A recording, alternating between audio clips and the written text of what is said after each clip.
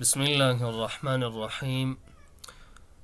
ملګرو نن په دې ریکارډ کې د ډرایوونو په های ډول باندې کار کوو. یعنی که زه وغواړم چې دغه ای ډرایو یا ډي ډرایو د کمپیوټر ډرایوونه دي، دلته د ما ټول معلومات دي پکې. زه غواړم چې دا زه هایډ کم، دا پټ کم، څوک باید ونه ګوري، د دې معلومات څوک باید ونه ګوري. دا څنګه کوو چې دغه ډرایو زه پټ کمه؟ راځو دلته صفحې په سر دغه کمپیوټر باندې رایټ کلیک راسته کلیک کوئ. دلته کته ګوره منج ده، منج باندې کلیک کوئ. منج ته راځئ. چې کله منج ته راغلی دلته لاندې ډیسک منیجمنټ راغلی، دې باندې کلیک کوئ. دې باندې چې کلیک وکړه دلته ډرایوونه راځي. دا سی ډرایو ده، دا ای ډرایو ده، دا اف ډرایو ده. دغه ډرایوونه دي. زه غواړم چې دغه ای ډرایو منځنی ای ډرایو کوم یو ده؟ دلته راځو.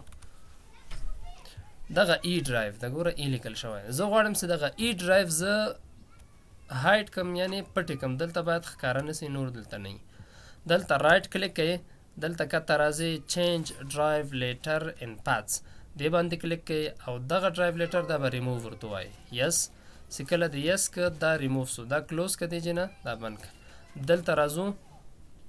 هغه کوم ای ډرایو سی و ای ډرایو اوس دلته نسته، څوک نسي خلاصوي. که څوک راځي د ما کمپیوټر خلاصوي په ای ډرایو کې د ما کوم معلومات سی و هغه معلومات ورته نه ښکاري، هغه ټول هایډ سو، پنهان سو، یعنې پټ سو، څوک یې نشي کوی چې وګوري. یو دا ډرایو ده، دا دلته کوی چې دا وګوري، نور هغه نسي کتی.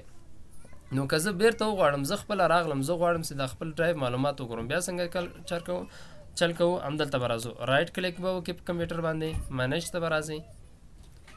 دلته به ډیسک منیجمنټ او دلته همدغه نیو ویلیو ګوره ډرایو لیټر یې نسته، دې باندې رایټ کلیک کوئ چینج ډرایو لیټر ان پاتس، بیا هم دلته راځئ، دې باندې کلیک وکړه. دلته اډ به ورته وایي چې اډ دې وویل دغه ای راغلی ده، دا اوکې ذاتي ډرایو لیټر اضافه سو، دلته راغی. چې کله راځو دلته کمپیوټر کې هغه ای ډرایو د مونږ او تاسو بیرته راغی او بیرته ښکاره سو. دا د ډرایوونو هایډولو طریقه وه. نور طریقې هم لري، په نور ریکارډونو کې انشاءالله نورې طریقې به درته هم کار وکړم بیا.